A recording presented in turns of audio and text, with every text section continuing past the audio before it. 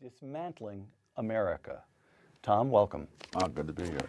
Segment 1, Decline and Fall. From Dismantling America, quote, "The collapse of a civilization is not just the replacement of rulers or institutions with new rulers and new institutions. It is the destruction of a whole way of life and the painful and sometimes pathetic attempts of rebuilding amid the ruins. Is that where America is headed? I believe it is."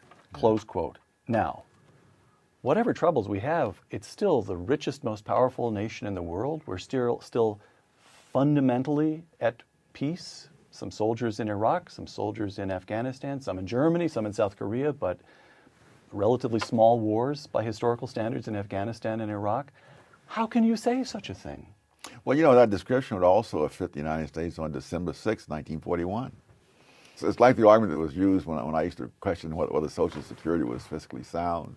And I said, Social Security has never missed a payment. It's never been a day late or a dollar short. I said, that's always true right up to the moment of collapse.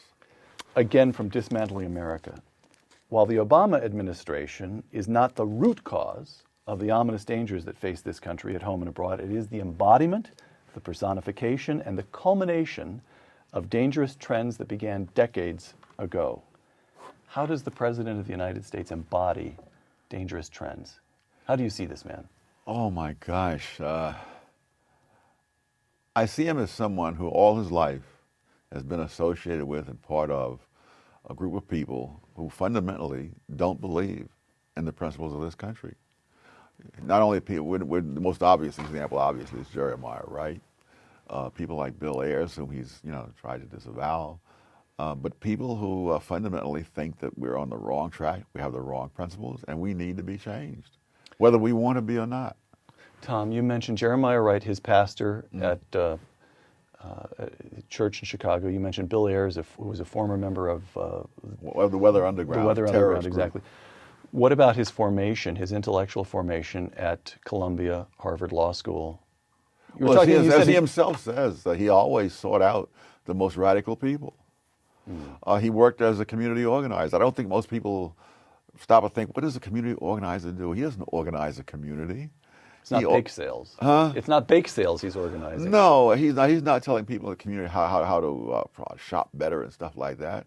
He is mobilizing all the resentments, organizing them in order to put them into a battle to get what they want from other people. Now, you talk about Barack Obama as embodying dangerous trends, quote, that began decades ago. Oh, yes. When? This is during your lifetime, during your adult lifetime? Yes, and perhaps even a little earlier.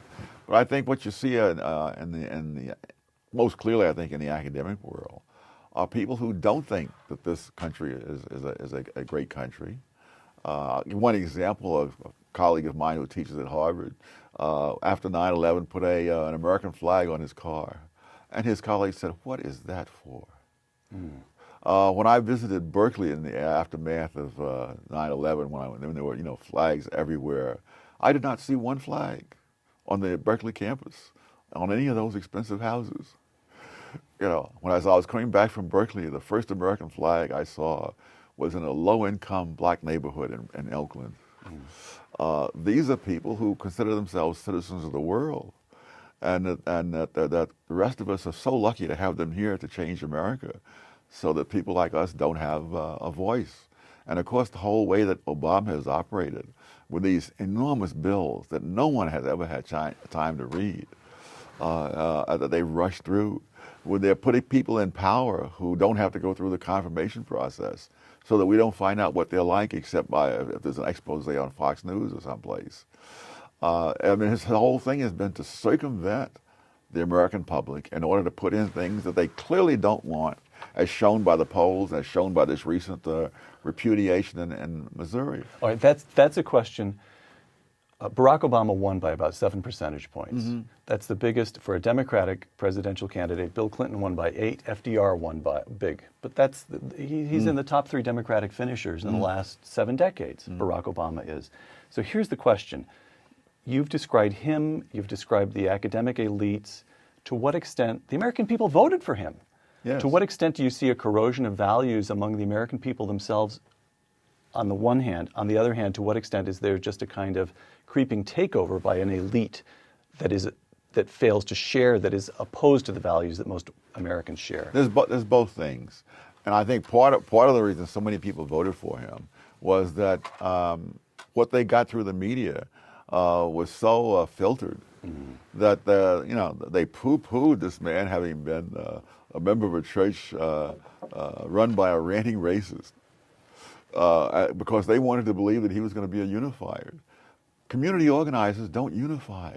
They divide, they polarize. That's how they get what they want.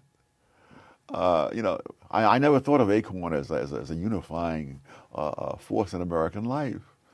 And this man is not. But of course, if they don't know that, then of course they may vote for him.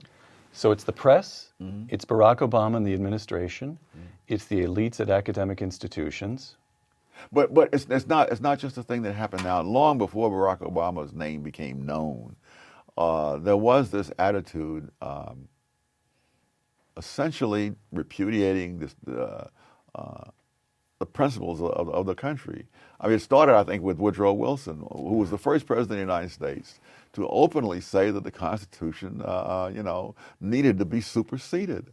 And he didn't mean that there needed to be amendments to the Constitution, which anybody can be for, but that the courts should do this. In other words, to circumvent the voting public, and put in the things that the judges think ought to be put in, irrespective of what the Constitution says. Segment 2, Dismantling America.